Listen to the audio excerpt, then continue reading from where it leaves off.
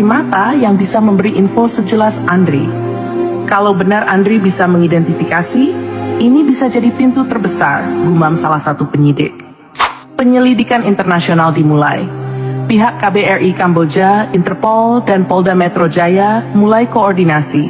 Dibantu data dari LSM dan info dari Andri, mereka mulai membuka jaringan besar. Hasil awal mengerikan. Sindikat ini mengoperasikan lebih dari 15 rumah penyekapan di Kamboja, 1 di Laos, dan beberapa transit di Myanmar. Mayoritas korban adalah warga Asia Tenggara, termasuk Indonesia, Vietnam, dan Filipina. Andri bukan satu-satunya, tapi ia adalah satu dari sedikit korban yang selamat dan mampu bicara. Sosok Kak Rian di Indonesia. Namun, ada yang lebih mengagetkan. Dalam data yang Andri lihat, ada satu nama yang muncul berkali-kali. Rian, seorang pria Indonesia, disebut sebagai koordinator rekrutmen dari Jabodetabek.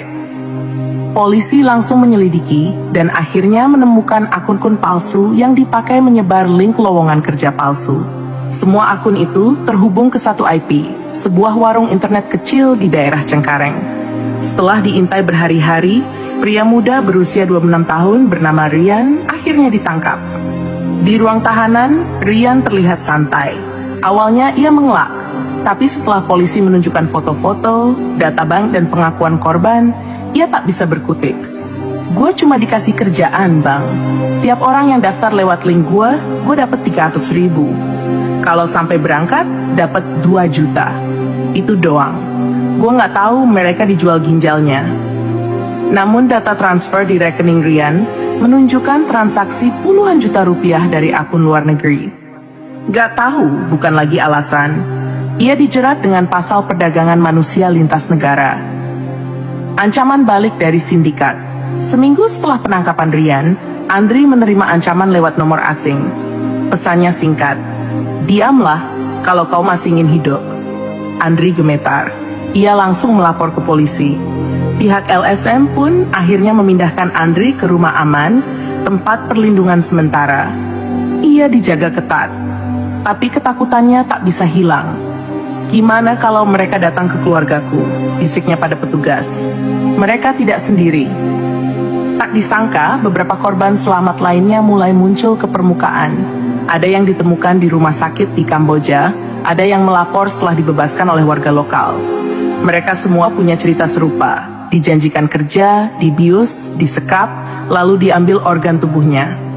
Satu korban, bernama Vina, 22, TKW asal Indramayu, kehilangan 2 ginjalnya dan kini hidup dengan cuci darah seumur hidup. Serangan balasan internasional atas laporan gabungan dari Indonesia, Vietnam, dan Thailand akhirnya dilakukan serangan bersama pada beberapa lokasi rumah penyekapan. Mei Ling, wanita yang dulu memerintahkan Andri bekerja di komputer, tertangkap. Dan di satu lokasi perbukitan di perbatasan Laos, polisi menemukan ruang operasi gelap. Di sana, ada meja bedah penuh darah, tumpukan es batu, dan beberapa organ tubuh yang belum sempat dikirim. Namun sosok Zhang Guangwei masih belum tertangkap. Andri kini jadi aktivis. Andri kini hidup dalam pelindungan, tapi ia mulai rutin bicara di seminar-seminar LSM, sekolah, dan bahkan ke media. Jangan percaya lowongan kerja yang suruh isi data pribadi lewat link sembarangan. Jangan langsung percaya janji gaji besar. Saya korban hidup dari sindikat perdagangan organ internasional. Ia bicara, meski tubuhnya masih trauma, karena ia tahu, kalau ia diam, mungkin tak ada yang akan selamat berikutnya. Sahabat semua, kisah ini bukan hanya tentang Andri, tapi tentang betapa rentannya kita semua terhadap jebakan kejahatan yang terlihat seolah-olah peluang. Semoga kisah ini bisa menjadi peringatan bagi kita semua untuk selalu waspada dan lebih berhati-hati dalam mencari pekerjaan, apalagi yang berasal dari internet. Jika video ini bermanfaat, jangan lupa untuk like, komen, dan subscribe channel ini agar kamu nggak ketinggalan cerita-cerita nyata lainnya yang bisa membuka mata dan hati kita semua. Bagikan juga ke orang-orang terdekatmu, agar mereka pun tahu bahayanya sindikat kejahatan seperti ini. Terima kasih sudah menonton sampai akhir. Sampai jumpa di kisah berikutnya. Wassalamualaikum warahmatullahi wabarakatuh.